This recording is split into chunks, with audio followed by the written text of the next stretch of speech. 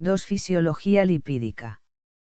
Para conocer nuestra fisiología lipídica primero hay ciertos conceptos que debemos ver y comprender.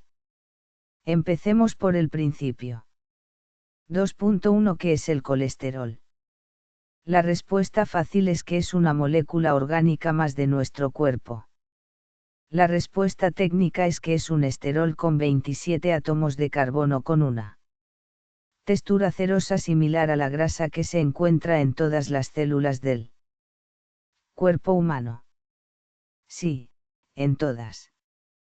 Podemos encontrarlo en dos formas. Libre, o en su forma, no esterificada, UC, que es su forma activa. En esta forma se encuentra presente, principalmente, en las membranas celulares y en otras estructuras biológicas. Esterificada, o de almacenamiento, a la que llamamos un éster de colesterol C. Cuando el colesterol está esterificado significa que se ha unido a un ácido graso a través de un enlace éster. Un enlace éster es un tipo de enlace químico que se forma entre un grupo ácido carboxílico, COO, y un grupo alcohol, O, resultando en la formación de un éster.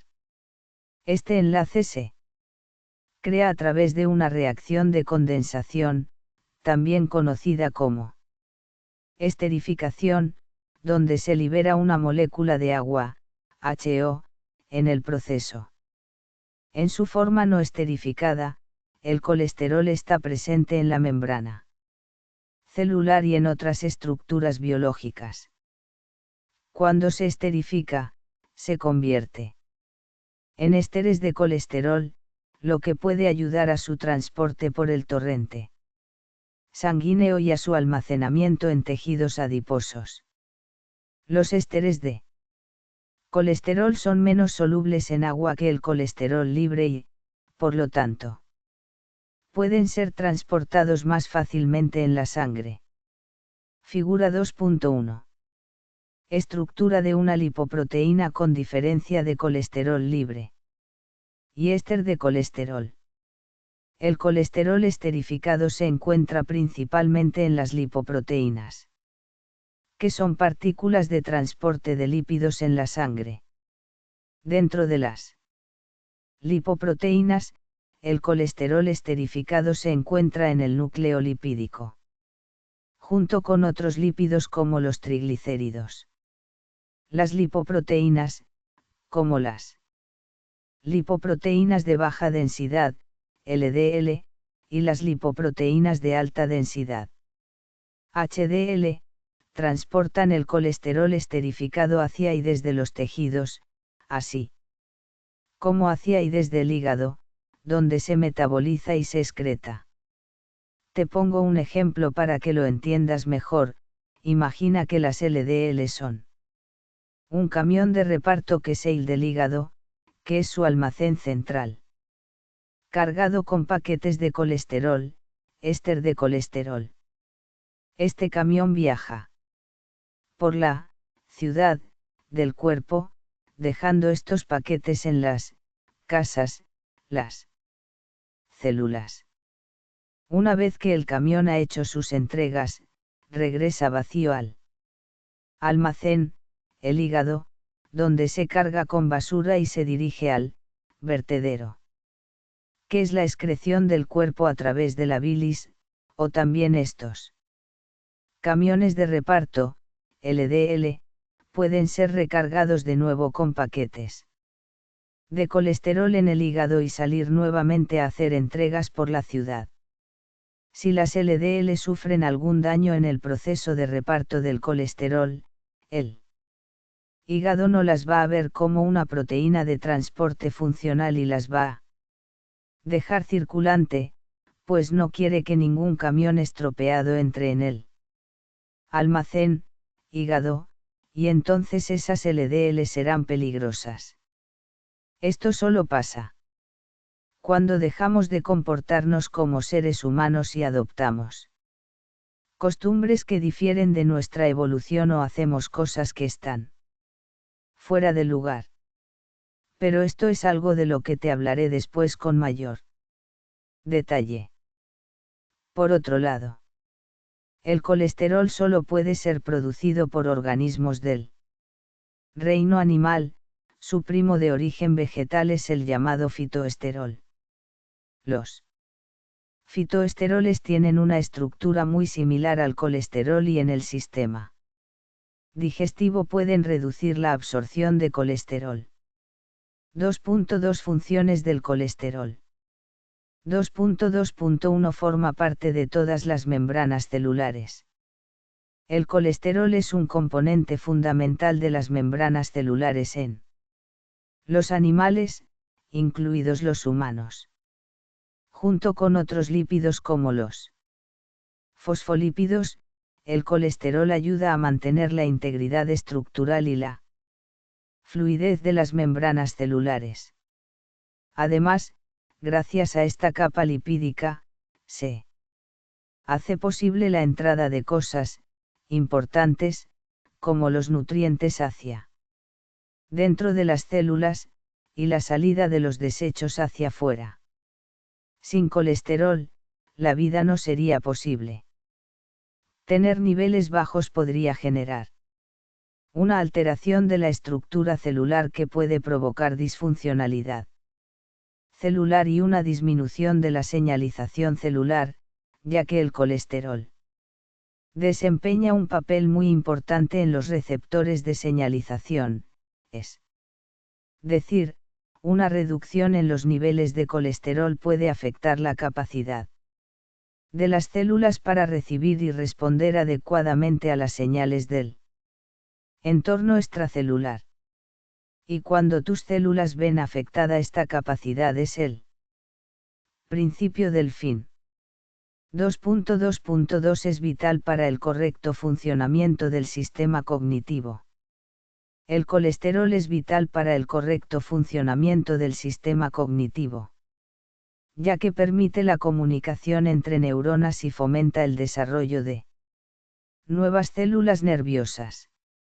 No es de extrañar que muchas enfermedades neurodegenerativas como el Parkinson, la demencia o el Alzheimer estén vinculadas con niveles bajos de colesterol.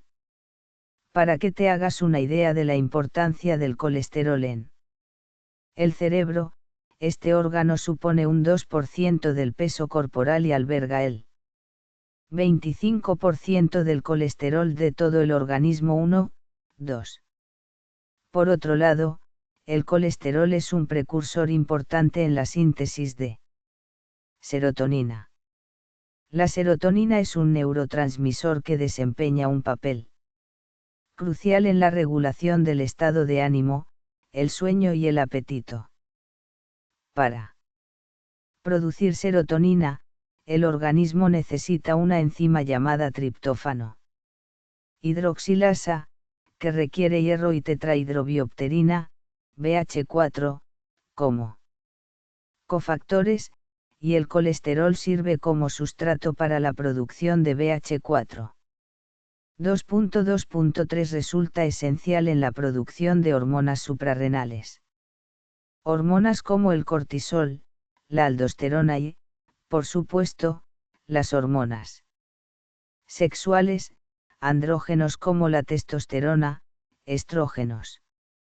Sin colesterol, no hay una correcta salud sexual. Estas hormonas se segregan en la glándula suprarrenal. Las células de las glándulas suprarrenales son de las pocas que no pueden fabricar su propio colesterol y deben obtenerlo del exterior. Tienen que llevárselo las lipoproteínas transportadoras y, entre ellas, juegan un papel esencial las LDL. 2.2.4 Es necesario para la formación de ácidos biliares. La palabra, colesterol, viene del griego, kole, que significa bilis, y esteros, que significa sólido. Precisamente desde el colesterol se forman los ácidos biliares para la digestión de las grasas. Sin él, no podríamos absorber las grasas de los alimentos y tampoco las vitaminas liposolubles A, D, E y K. El 97% de los jugos biliares son reabsorbidos, de manera que hacen entre 6 y 8 ciclos al día. Este reciclaje del 97% nos da una idea de lo importantes que son para el organismo. 2.2.5 Realiza la síntesis de la vitamina D en la piel. El colesterol es el encargado de sintetizar en la piel los rayos UVB provenientes del sol y convertirlos en vitamina D en el organismo para que así pueda ser correctamente sintetizada y que realice sus funciones vitales. Dentro de nosotros, se estima que el 88% de la población mundial tiene los niveles de vitamina D por debajo de las concentraciones marcadas como normales. Este hecho, en parte, puede estar relacionado con una baja concentración de colesterol en la piel.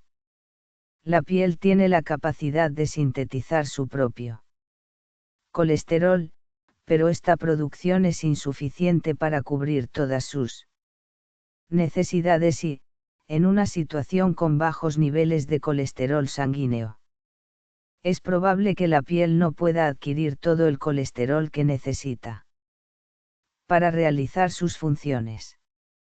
Esto, unido al exceso de limpieza con la que nos deshacemos del sebo natural de la piel con abundante jabón y agua caliente, pueden ser condiciones bastante relevantes para tener una mala síntesis de vitamina D en la piel. 2.2.6 Actúa reparando nuestro organismo. El colesterol es fundamental para nuestro sistema de reparación de daños en el organismo. Con la edad, los niveles de estrés oxidativo, inflamación y glicación aumentan. Las lipoproteínas, incluidas las LDL, tienen funciones antioxidantes y antiinflamatorias. De hecho, como muestra un estudio publicado por BMJ Open, los niveles de LDL-C elevados se asocian inversamente con la mortalidad en la mayoría de las personas mayores de 60 años. En este mismo estudio, los autores justifican que debería haber una reevaluación de las directrices que recomiendan la reducción farmacológica del LDL-C en los ancianos, como un componente de las estrategias de prevención de enfermedades cardiovasculares 3. En otro estudio donde se compararon los parámetros bioquímicos que tenían en común las personas que llegaban a los 100 años, se observó que, ya desde los 60 años, había una serie de biomarcadores comunes entre los que finalmente se convertían en centenarios. Entre ellos, uno significativo fueron los niveles más altos de colesterol total. Otros fueron los niveles más bajos de glucosa, creatinina, ácido úrico, transaminasas hepáticas y lactato deshidrogenasa, así como la capacidad total de fijación del hierro, pero con un nivel de hierro en el cuerpo elevado 4. En un estudio donde se midieron los niveles séricos de lípidos en sangre de los centenarios chinos hospitalizados, el nivel de LDL-C bajo se asoció con mayor riesgo de mortalidad por todas las causas 5. El colesterol total se asocia a longevidad y no al revés, sobre todo, en personas mayores de 50 años con unos triglicéridos por debajo de 90 mg/dl y un metabolismo de la glucosa saludable, cosa difícil en una sociedad glucodependiente. De hecho, si llegas a los 40 o 50 años sí se produce una disminución rápida y significativa de los niveles de colesterol, puede ser signo de enfermedad. En un estudio realizado a 177.860 personas de entre 50 y 89 años durante 12 años, se observó que, entre los pacientes de prevención primaria sin diabetes y sin tratamiento con estatinas, el menor riesgo de mortalidad a largo plazo parecía existir en el amplio rango de colesterol LDL de entre 100 a 189 mg/dl, que es mucho más alto que lo que marcan las recomendaciones actuales. Te recuerdo que los niveles de LDL que se buscan conseguir en las analíticas de la medicina dogmática actual son por debajo de 100 mg/dl 6. En otro estudio que se realizó hace 50 años, pero que se publicó recientemente al encontrar todos los archivos que se habían ocultado, realizado en pacientes psiquiátricos, una disminución de 30 mg/dl, 0,78 mol/L, en el colesterol sérico, derivado del consumo de aceites vegetales ricos en grasas poliinsaturadas, se asoció con un 22% más de riesgo de muerte por cualquier causa. Esto quiere decir que reducir el colesterol no es sinónimo de aumentar la esperanza de vida o mejorar la calidad de vida del paciente. 7. 2.2.7 Potencian el sistema inmunológico. Las lipoproteínas de baja densidad o colesterol malo tienen funciones clave en el sistema inmunológico. Las LDL pueden, en cierto sentido, unirse a patógenos como bacterias, virus e incluso a algunos parásitos, para bloquear su entrada a nuestras células, dejándolos vulnerables a la eliminación por parte de las células inmunitarias. Por ejemplo, en un estudio publicado en PLOS ONE se concluye, las lipoproteínas plasmáticas son un potente mecanismo de defensa del huésped contra la infección invasiva por Salmonella, al bloquear su adhesión a las células del huésped y la posterior invasión de los tejidos.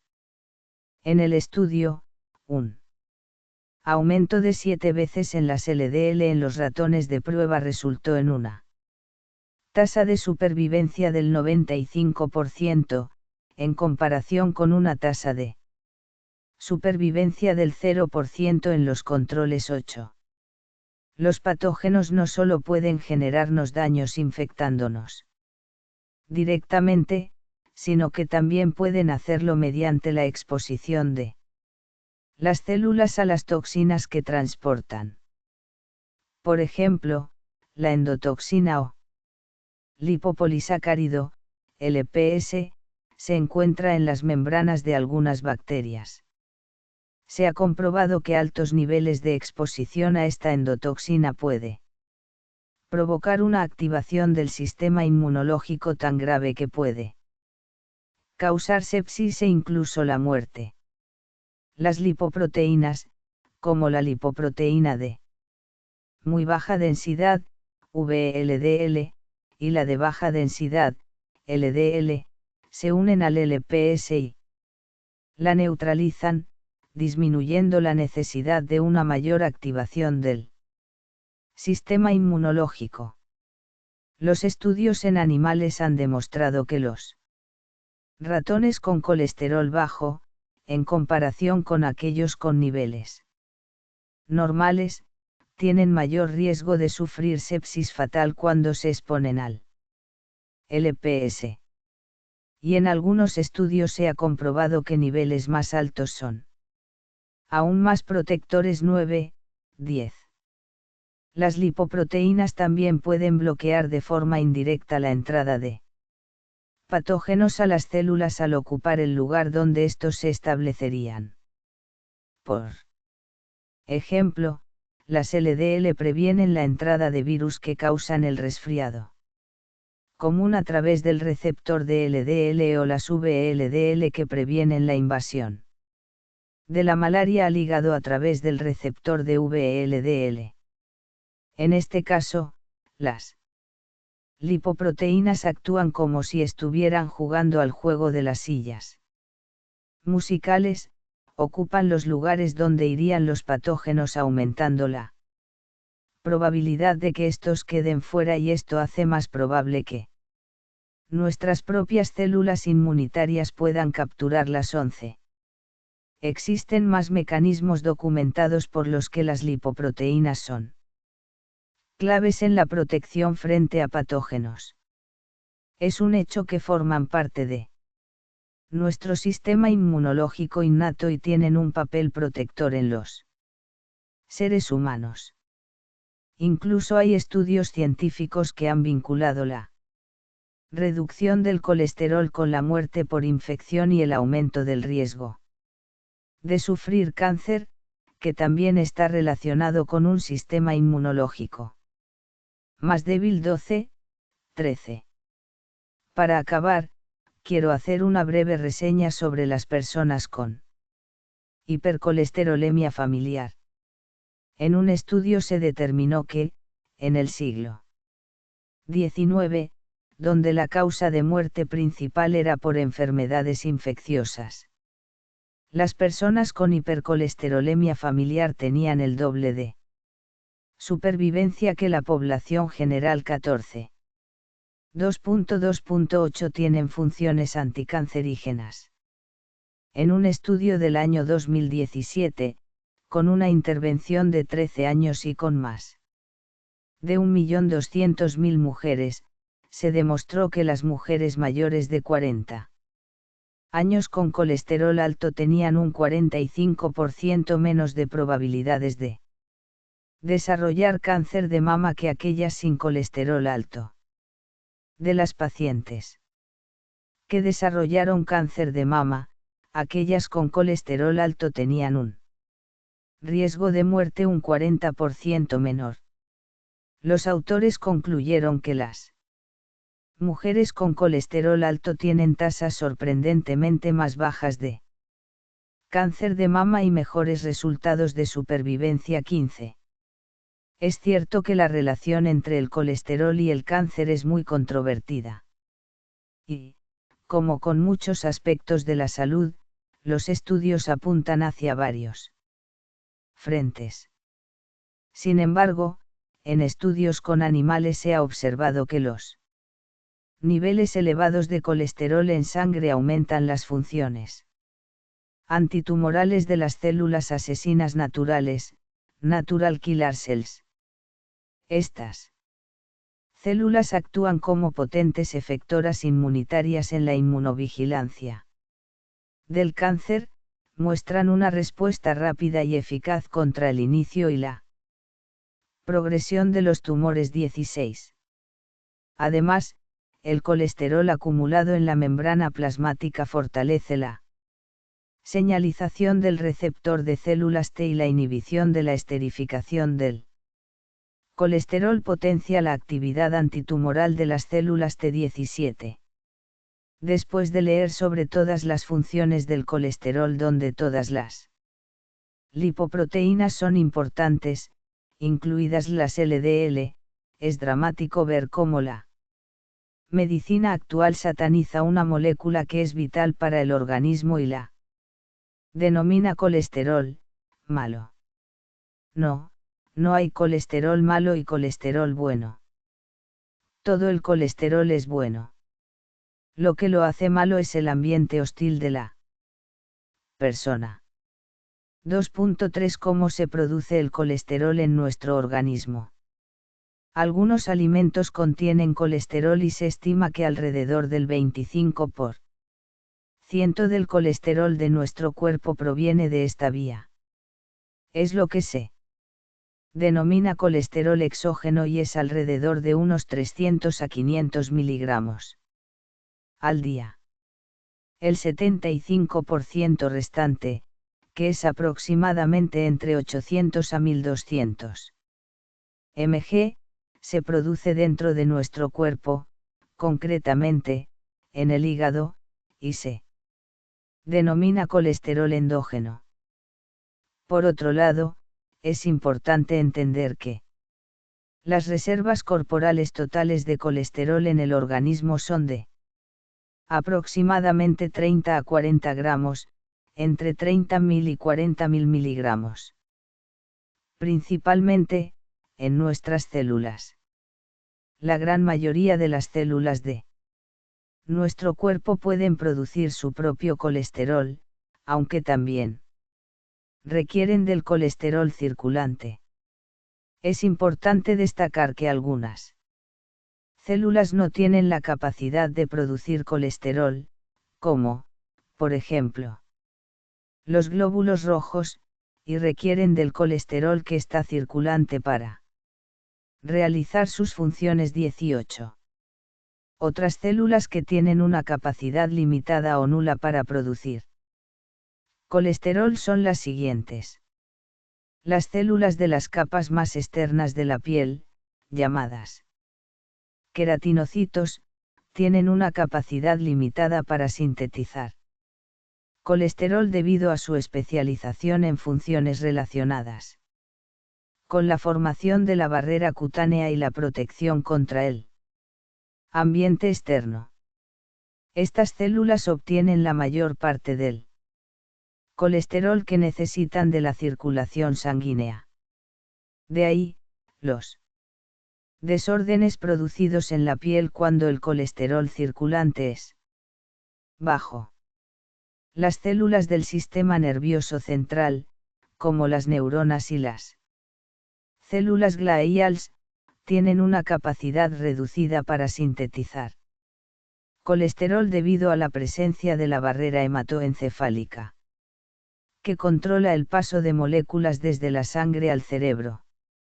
Estas células dependen en gran medida del colesterol suministrado por otras células o sintetizado localmente por células específicas, llamadas astrocitos. 2.3.1 Equilibrio en el colesterol. Todos los días, el organismo tiene que producir colesterol para equilibrar los niveles según las necesidades de la persona.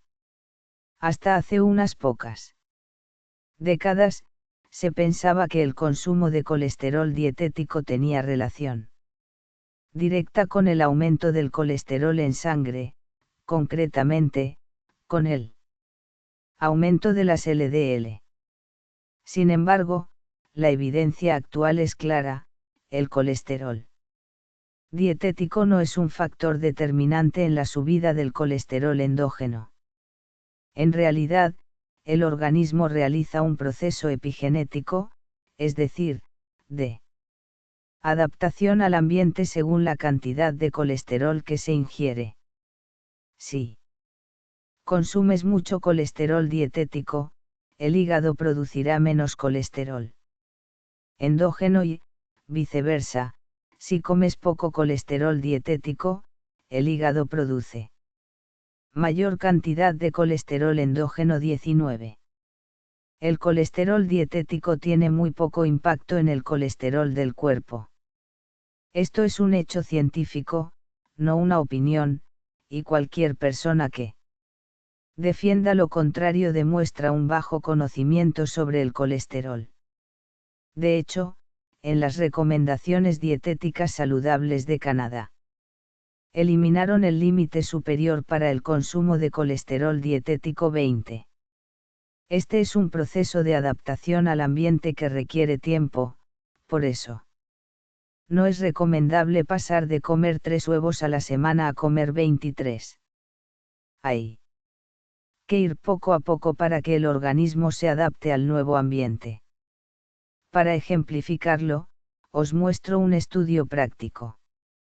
En una investigación, se dividió a los sujetos de estudio en 3 grupos. Según su consumo de huevos, en azul las personas que consumían ninguno. 1 o 2 huevos a la semana, en rosa los que consumían de 3 a 6 y en verde los que consumían de 7 a 14 huevos a la semana. Después se analizaron los niveles de colesterol de los 3 grupos. La conclusión del estudio fue que el Consumo de huevos no estaba relacionado con los niveles de colesterol total, ni con la incidencia de enfermedades coronarias. 2.4 ¿Cómo se mueve el colesterol por nuestro organismo? En este apartado, te voy a presentar las diferentes lipoproteínas.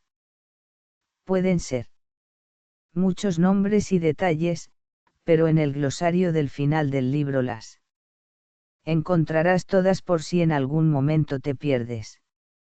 Es importante, para que seamos correctos, que denominemos las cosas por su nombre, aunque pueda resultar complejo.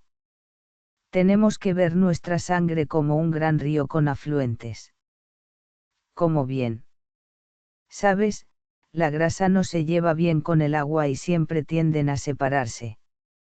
En este sentido, tenemos moléculas que repelen el agua y se denominan hidrófobas o no polares y moléculas que sí atraen el agua que se las denomina hidrófilas o polares. Si una molécula es hidrofílica, puede transportarse sin ningún tipo de problema por el torrente sanguíneo, no necesita ayuda. Pero si la molécula es hidrofóbica, como es el caso del colesterol o la grasa, necesita un transportador para poder moverse por el río plasma sanguíneo. Por ejemplo, el azúcar en el agua se disuelve bien, pero el aceite de oliva no. Pues trasládalo a la glucosa y la grasa en el organismo.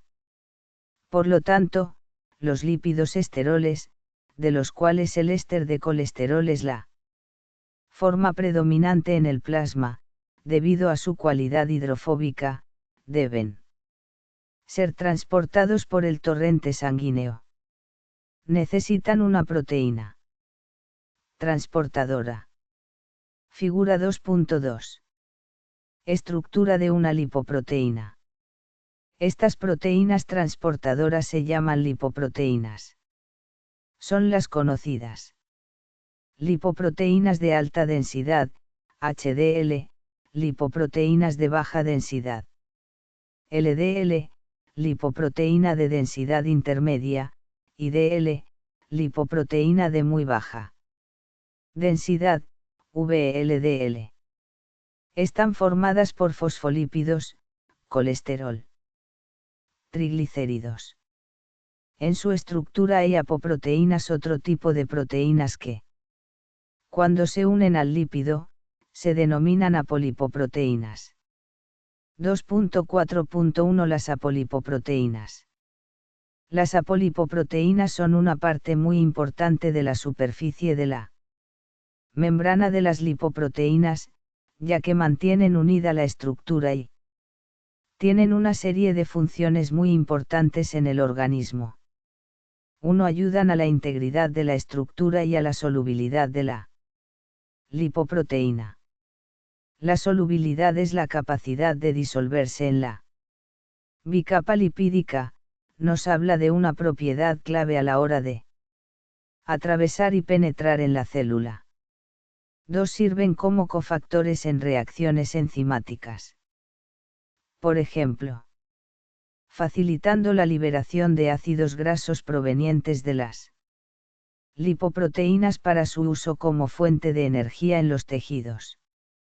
3. Actúan como ligandos, es decir, estructuras que ayudan en la unión para situaciones en las que la lipoproteína necesita interactuar con un receptor en una célula y realizar su función. La forma y el tamaño de las apolipoproteínas determinan su clase. Entre estas podemos destacar dos clases importantes. Las apolipoproteínas A1, ApoA1, tienen mayor densidad. La gran parte de las ApoA de nuestro cuerpo se encuentran en las lipoproteínas de alta densidad, HDL. Las apolipoproteínas B100, ApoB, tienen menor densidad. Prácticamente todas las ApoB de nuestro cuerpo se encuentran en las lipoproteínas de baja densidad, LDL. Existen muchas más apolipoproteínas, pero para este libro las relevantes son las dos nombradas. 2.4.2 Las lipoproteínas. Todo lo que acabamos de hablar tiene que ver con la estructura y la superficie de la molécula de lipoproteínas, lo que sería el casco del barco. ¿Pero qué transportan? Lo que realmente transportan es lo siguiente: en la superficie, moléculas de colesterol y fosfolípidos y, en el núcleo, ésteres de colesterol y triglicéridos. La relación entre el lípido y la proteína en la estructura de las lipoproteínas determina su densidad, que se define como masa por unidad de volumen. Una molécula con alta densidad es más pesada para un volumen determinado que algo con una baja densidad. La siguiente tabla muestra la densidad relativa de las 5 clases principales de lipoproteínas, de más densas a menos densas, tal como se descubrieron originalmente mediante ultracentrifugación. Lipoproteínas de alta densidad, HDL, lipoproteínas de baja densidad, LDL, lipoproteína de densidad intermedia, IDL, lipoproteína de muy baja densidad, VLDL, y kilomicrón.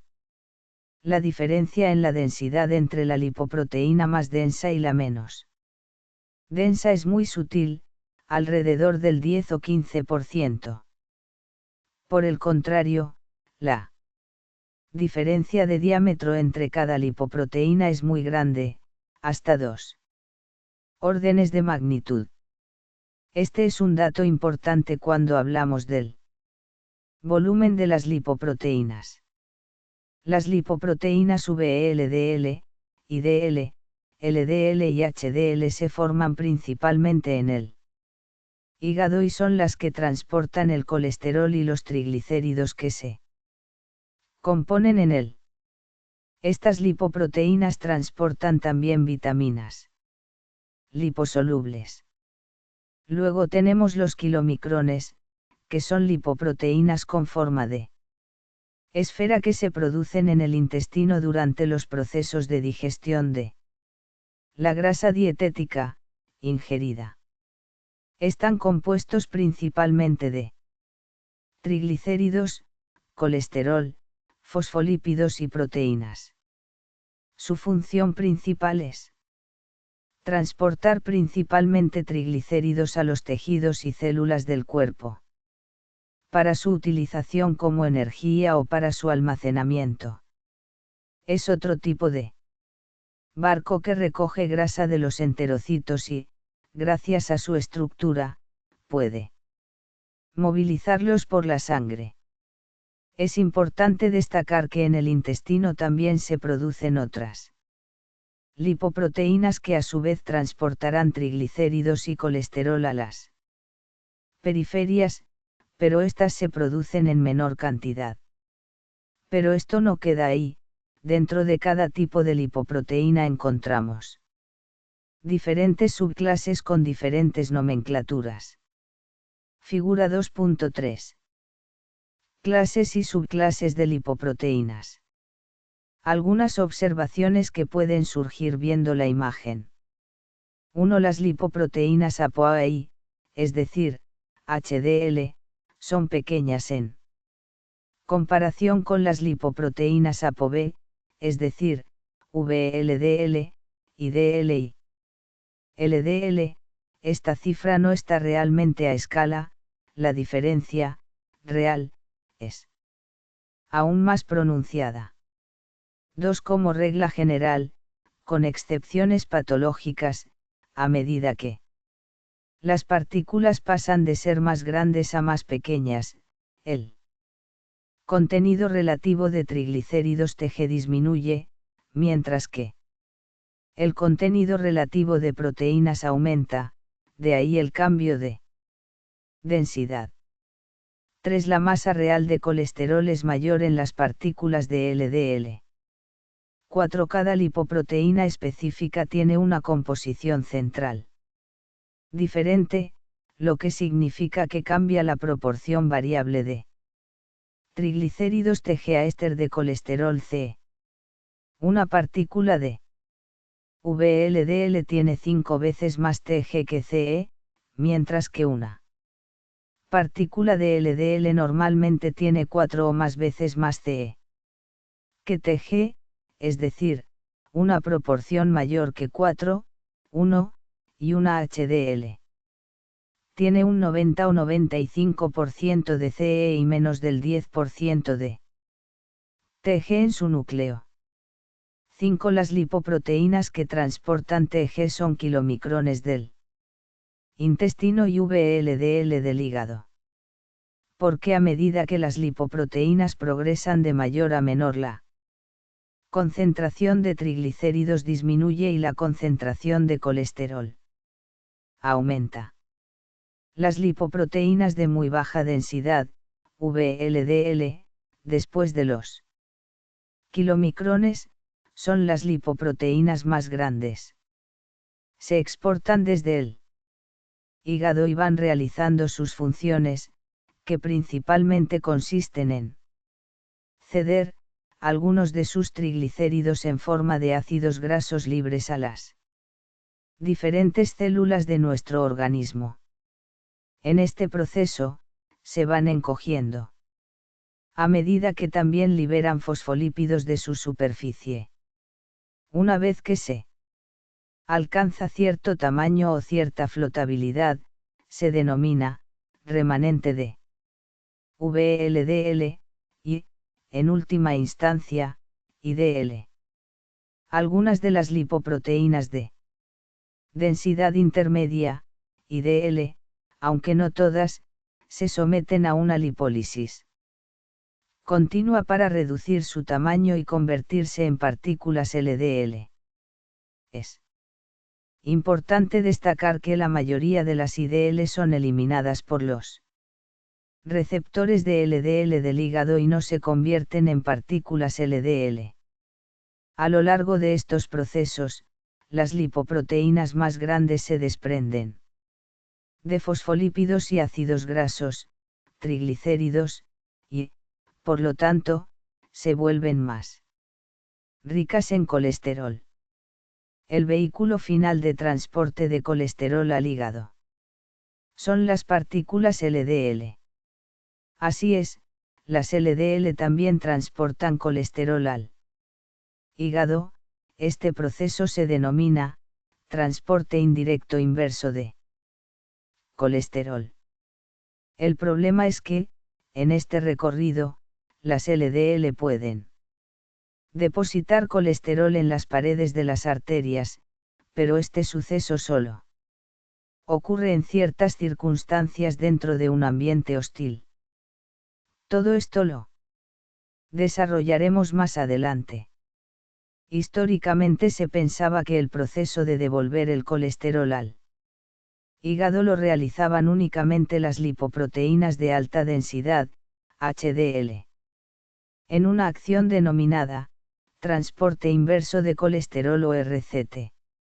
Ahora sabemos que, en realidad, las LDL realizan la mayoría de los RCT.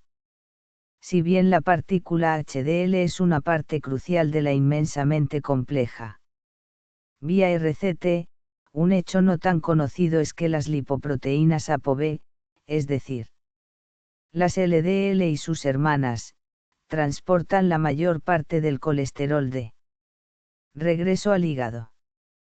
Y recuerda que es aquí, en el hígado, donde se metaboliza y excreta el colesterol.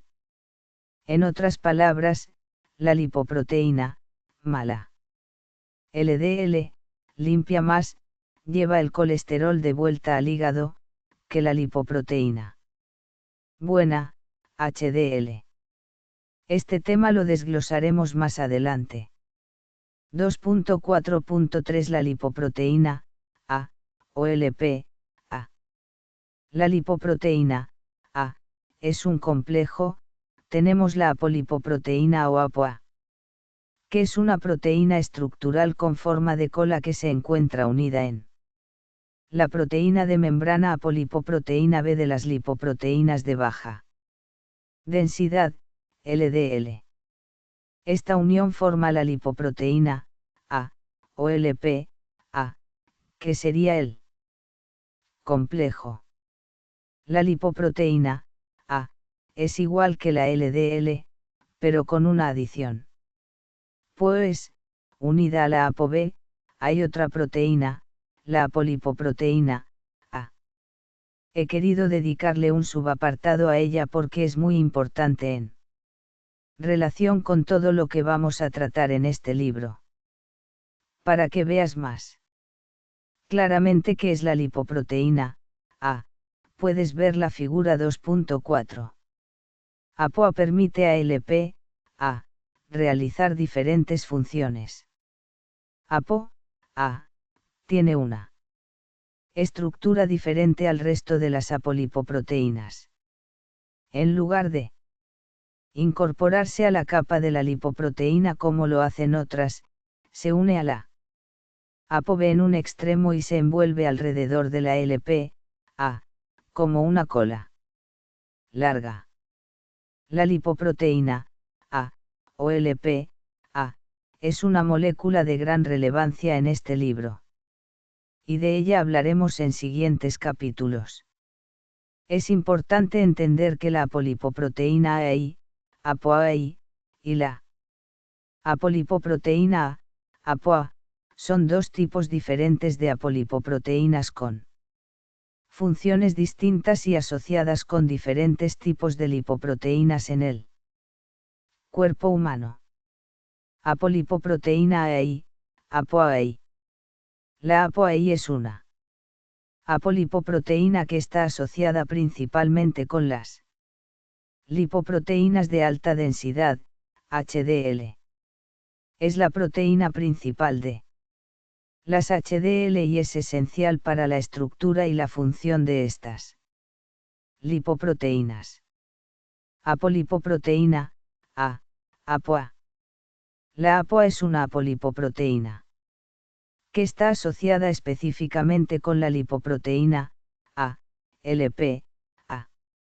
La LP-A es una lipoproteína de baja densidad, LDL, que consiste en una molécula de apolipoproteína B, ApoB, unida a la ApoA. Con este capítulo, quedan presentados los personajes principales que van a participar en todos los procesos que voy a explicar a lo largo del libro. Conceptos esenciales para comprender los próximos capítulos y que puedes encontrar definidos de manera concreta en el glosario final, al que puedes recurrir en cualquier momento a lo largo de la lectura.